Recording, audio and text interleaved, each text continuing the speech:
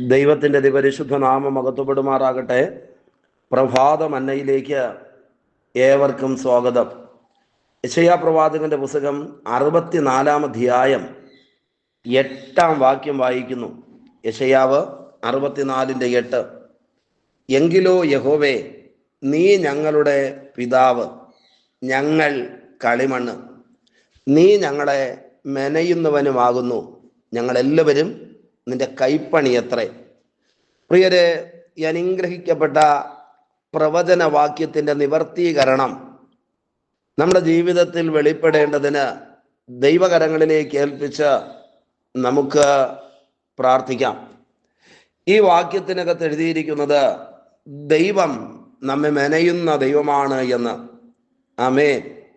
മെനയുക എന്ന് പറഞ്ഞാൽ കേടുപാടുകളെ തീർക്കുക, അറ്റകുറ്റപ്പണികൾ തീർക്കുക, പുതുതാക്കി മാറ്റുക, ഒരു പണി നടത്തുക എന്നതാണ്. ഈ വാക്യത്തിനകത്ത് പറയുന്നത് നീ ഞങ്ങളെ മെനയുന്നവനാകുന്നു എന്ന് പറഞ്ഞാൽ നമ്മെ മെനയുവാൻ ദൈവത്തിന് കഴിയും. നമ്മുടെ കേടുപാടുകളെ തീർക്കുവാൻ, പുതുതാക്കുവാൻ, നമ്മുടെ ജീവിതത്തിലെ പ്രതിസന്ധികളെ സന്തോഷമാക്കി തീർക്കാൻ ദൈവത്തിന് കഴിയുമെന്ന് ഈ സന്ദേശം കേട്ടുകൊണ്ടിരിക്കുമ്പോൾ തന്നെ ജീവിതത്തിൻ്റെ ഏതെങ്കിലും മേഖലകൾ, ഒരുപക്ഷെ സാമ്പത്തിക മേഖലയാകാം, കുടുംബ ജീവിതമാകാം, ഏതെങ്കിലുമൊക്കെ നിലകളിൽ തകരപ്പെട്ട ആരെങ്കിലും ഇന്ന് പകൽ ഈ സന്ദേശം കേട്ടുകൊണ്ടിരിക്കുന്നെങ്കിൽ നിശ്ചയമായിട്ടും ഒരു മെനയൽ നടത്തുവാൻ കഴിവുള്ള ദൈവത്തിൻ്റെ കരങ്ങളിലേക്ക് ഏൽപ്പിച്ചു കൊടുക്കാം. ദൈവം നമ്മെ മെനയട്ടെ. മെനയുക എന്ന് പറഞ്ഞാൽ രൂപം വരുത്തുക എന്നൊരർത്ഥമുണ്ട്. യോഗ്യമാക്കി തീർക്കുക, ഭംഗിയുള്ളതാക്കി തീർക്കുക. ഇതിനെല്ലാം ദൈവത്തിന് കഴിയും. ഏതെങ്കിലും ഒരു വസ്തുവിനെ മെനയുന്ന കാര്യമല്ല എഴുതിയിരിക്കുന്നത്. ദൈവത്തിന് നമ്മെയും നമ്മുടെ കുടുംബത്തെയും മെനയുവാൻ കഴിയുമെന്ന് തിരുവചനം എഴുതിയിരിക്കുന്നു. ആരുടെ ജീവിതത്തിൽ ഒരു മെനയൽ ആവശ്യമുള്ളത്? ആരെങ്കിലും തകർന്നിരിപ്പുണ്ടെങ്കിൽ, ആരെങ്കിലും ഉടഞ്ഞിരിക്കുന്നുണ്ടെങ്കിൽ അവരുടെ ജീവിതത്തിലാണ് ഒരു മെനയൽ ആവശ്യമുള്ളത്. യിരെമ്യാ പ്രവാചകന്റെ പുസ്തകം 18 അധ്യായം 4 വാക്യം മുതൽ താഴോട്ട് വായിക്കുമ്പോൾ അവിടെ പ്രവാചകനെ കുശവന്റെ വീട്ടിൽ കൊണ്ടുചെന്നിട്ട് ചക്രത്തിൻ്റെ മേൽ മണ്ണ് കുഴച്ച് വേല ചെയ്തുകൊണ്ടിരിക്കുന്ന കുശവനെ കാണിച്ചിട്ട് ഒരു വലിയ പാഠം ഗ്രഹിപ്പിക്കുകയാണ്. ഈ മണ്ണ് കുശവന്റെ കയ്യിൽ ഇരിക്കുന്നത് പോലെ ഇസ്രായേൽ ഗൃഹമേ, നിങ്ങൾ എൻ്റെ കയ്യിൽ ഇരിക്കുന്നു, എനിക്ക് നിങ്ങളെ പണിയുവാനായി കഴിയും. ഒരുപാട് തകർന്നു പോയ, കൂട്ടിയോജിപ്പിക്കുവാൻ കഴിയാത്ത നിലയിൽ ബന്ധങ്ങൾക്ക് വിള്ളലേറ്റ, ജീവിതത്തിൽ പ്രതിസന്ധികൾ അനുഭവിക്കുന്ന ആരെങ്കിലും ഈ പ്രഭാതത്തിൽ ഈ സന്ദേശം കേൾക്കുന്നെങ്കിൽ, നിലത്തെ മണ്ണിനെ കുഴച്ച് മനുഷ്യനെ ഉണ്ടാക്കിയ വലിയ കുശവന്റെ കയ്യിലേക്ക് ഈ പ്രഭാതത്തിൽ നമ്മെ തന്നെ ഏൽപ്പിച്ചു കൊടുക്കാമോ? ഈ പ്രഭാതം എന്നെ കേട്ടുകൊണ്ടിരിക്കുമ്പോൾ തന്നെ എവിടെയെല്ലാം കേടുപാടുകൾ തീർക്കപ്പെടണമോ, എവിടെയെല്ലാം ശരിയാകാനുണ്ടോ, എവിടെയൊക്കെയാണ് ചോർച്ചകൾ അടയപ്പെടേണ്ടത്, അത് മുഴുവനും ചെയ്തു തീർക്കുവാൻ കരുത്തുള്ള ദൈവത്തിൻ്റെ ബലമുള്ള കരം നമുക്ക് വേണ്ടി വെളിപ്പെടുന്ന പ്രഭാതമായി തീരട്ടെ. മെനയുന്ന ദൈവത്തെക്കുറിച്ച് തിരുവചനത്തിനകത്ത് ധാരാളം ഭാഗങ്ങളിൽ നമുക്ക് കാണുവാനായി കഴിയും.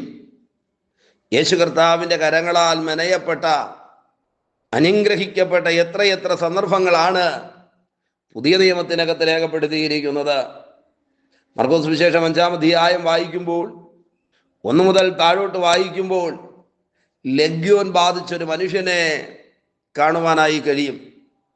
ജീവിതമാകെ തകർന്നു പോയ മനുഷ്യൻ, പ്രതീക്ഷകളും സ്വപ്നങ്ങളുമെല്ലാം നഷ്ടപ്പെട്ട മനുഷ്യൻ, ജീവിതത്തിൻ്റെ നല്ല സമയത്ത് തന്നെ പൈശാചിക ബന്ധനത്താൽ തകരപ്പെട്ട് ആരോരുമില്ലാതെ സ്വന്തം ശരീരത്തെ ചതച്ചു മുറിക്കത്തക്ക നിലയിൽ ഭൂതബാധയാൽ പിടിക്കപ്പെട്ടു പോയൊരു മനുഷ്യൻ. സകലരും ഇവനെ കണ്ട് ഭയപ്പെടുവാനായി തുടങ്ങി. കാണുന്നവർക്കെല്ലാം ഈ മനുഷ്യൻ ഭയമായി മാറി. ബൈബിൾ എഴുതിയിരിക്കുന്നത് അവൻ ഉറച്ച് കരയുകയും സ്വന്തം ശരീരം കല്ലുകൊണ്ട് ചതയ്ക്കുകയും ചെയ്യുമെന്ന്. തിരുവചനം എഴുതിയിരിക്കുന്നു, അവനെ തേടി അവൻ്റെ അടുക്കലേക്ക് നമ്മുടെ കർത്താവ് കടന്നു പോകുവാനിടയായി തീർന്നു. ഒരു വലിയ പണി അവൻ്റെ ജീവിതത്തിൽ നടന്നു. അവൻ മറ്റൊരു മനുഷ്യനായി മാറി. അവൻ്റെ ജീവിതം ദൈവത്താൽ പണിയപ്പെട്ടു. യോഹന്നാൻ സുവിശേഷം 4-ാം അധ്യായത്തിലെ ശമരിയ സ്ത്രീയുടെ അനുഭവം വ്യത്യസ്തമല്ല. പട്ടണക്കാർ മുഴുവനും പാപിനി എന്ന് വിളിച്ച് പരിഹസിച്ചിരുന്ന സ്ത്രീ യേശുവിൻ്റെ അടുക്കൽ വന്നപ്പോൾ അവൾ പരിപൂർണമായി പണിയപ്പെട്ടു. തിരുവചനം എഴുതിയിരിക്കുന്നു, അവൾ സുവിശേഷത്തിൻ്റെ വക്താവായി മാറുവാനിടയായി തീർന്നു. അപ്പോസ്തലപ്രവൃത്തി 9-ാം അധ്യായം 32 മുതൽ 35 വരെയുള്ള ഭാഗം വായിക്കുമ്പോൾ ഐനയോസ് എന്ന് പറയുന്ന ഒരു മനുഷ്യനുണ്ട്. മുടന്തനായി എഴുന്നേൽക്കുവാനോ നടക്കുവാനോ കഴിയാതെ ജീവിതം ചുരുണ്ടു മടങ്ങിപ്പോയ ഒരു മനുഷ്യൻ. തിരുവചനം എഴുതിയിരിക്കുന്നു, അവൻ്റെ ജീവിതം ദൈവത്താൽ പണിയപ്പെടുവാനിടയായി തീർന്നു. അപ്പോസ്തലപ്രവൃത്തി 9-ാം അധ്യായം 36 തൊട്ട് 43 വരെ വായിക്കുമ്പോൾ അവിടെ എഴുതിയിരിക്കുന്നത് തബീത മരിച്ചുപോയ അനുഭവത്തെക്കുറിച്ച്. ബൈബിൾ എഴുതിയിരിക്കുന്നത് തബീത മരിച്ചുപോയെങ്കിലും ഒരു വലിയ പണി അവളുടെ ജീവിതത്തിൽ നടന്നു. ജീവനിലേക്ക് മടങ്ങി വരുവാനിടയായി തീർന്നു. ഈ പ്രഭാതത്തിൽ ഒരുപാട് തകർച്ചകൾ അനുഭവിച്ച് സങ്കടത്തോടെ വേദനയോടെ നിങ്ങൾ ഈ സന്ദേശം ശ്രദ്ധിക്കുന്നെങ്കിൽ ദൈവകൃപയാൽ ഞാൻ പറയാം, പണിയുവാൻ കഴിയുന്ന കർത്താവിൻ്റെ കരുണയുള്ള കരങ്ങളിലേക്ക് ഇന്ന് പകൽ ഏൽപ്പിച്ചു കൊടുക്കാമോ? വലിയ ദൈവപ്രവർത്തികൾ വെളിപ്പെടുവാനിടയായി തീരും. നിങ്ങൾ നിങ്ങളെ കുഞ്ഞുങ്ങളെക്കുറിച്ച് ആകുലപ്പെട്ടിരിക്കുകയാണോ? നാളെ എന്തായി തീരുമെന്നറിയാതെ ഭയത്തോടെ നിരാശയോടെയാണോ ജീവിതത്തെ അഭിമുഖീകരിക്കുന്നത്? എത്ര വലിയ പ്രതിസന്ധികൾ കണ്ണിൻ്റെ മുൻപിലുണ്ടെങ്കിലും പണിയുവാൻ കരുത്തുള്ള ദൈവകരങ്ങളിലേക്ക് ഏൽപ്പിച്ചു കൊടുക്കാമോ? നിശ്ചയമായിട്ടും വലിയ ദൈവപ്രവൃത്തി വെളിപ്പെടുന്ന അനുഗ്രഹിക്കപ്പെട്ടൊരു പ്രഭാതമായി തീരട്ടെ. കുശവൻ കളിമണ്ണിനെ അല്ല, തൻ്റെ കയ്യിൽ തകർന്നു പോയ പാത്രത്തെ തനിക്ക് തോന്നിയതുപോലെ മറ്റൊരു പാത്രമാക്കി മാറ്റിയതുപോലെ ഒരു പണി ഇന്ന് പ്രഭാതത്തിൽ നമ്മുടെ ജീവിതത്തിൽ നൽകുവാൻ നമ്മുടെ ദൈവം സർവശക്തനാണ്. ആള് മാറിയതുപോലെ ആക്കുന്ന, ജീവിതം മാറിയതുപോലെ ആക്കുന്ന, സ്വഭാവത്തിന് രൂപാന്തരം വരുത്തുന്ന ദൈവത്തിൻ്റെ കൃപയുടെ കരം ഇന്ന് പകൽ ഓരോരുത്തർക്കും വേണ്ടി ചലിക്കട്ടെ. നമുക്ക് ഒരുമിച്ച് ദൈവത്തോട് പ്രാർത്ഥിക്കാമോ? തകർന്ന ആരെങ്കിലും ഉണ്ടെങ്കിൽ ഈ പ്രാർത്ഥനയോട് ചേർന്ന് പ്രാർത്ഥിക്കുക. വലിയ ദൈവപ്രവൃത്തികൾ വെളിപ്പെടുവാനിടയായി തീരും. കരുണയുള്ള ദൈവമേ, സ്വർഗസ്ഥ പിതാവേ, ദൈവം ഞങ്ങളെ മെനയുന്ന ദൈവമാണെന്ന് തിരുവചനത്തിൽ നിന്ന് കേൾക്കുവാനിടയായി തീർന്നു. ഈ സന്ദേശം കേട്ടുകൊണ്ട് തകരപ്പെട്ട അനുഭവത്തിൽ പ്രാർത്ഥിക്കുന്ന ആരെങ്കിലും ഉണ്ടെങ്കിൽ വലിയ മെനയലുകൾ ഓരോ ജീവിതങ്ങളിലും നടക്കേണ്ടതിന് പ്രാർത്ഥിക്കുന്നു. ദൈവം അത് ചെയ്യും. ഈ ദിവസം അനുഗ്രഹിക്കും.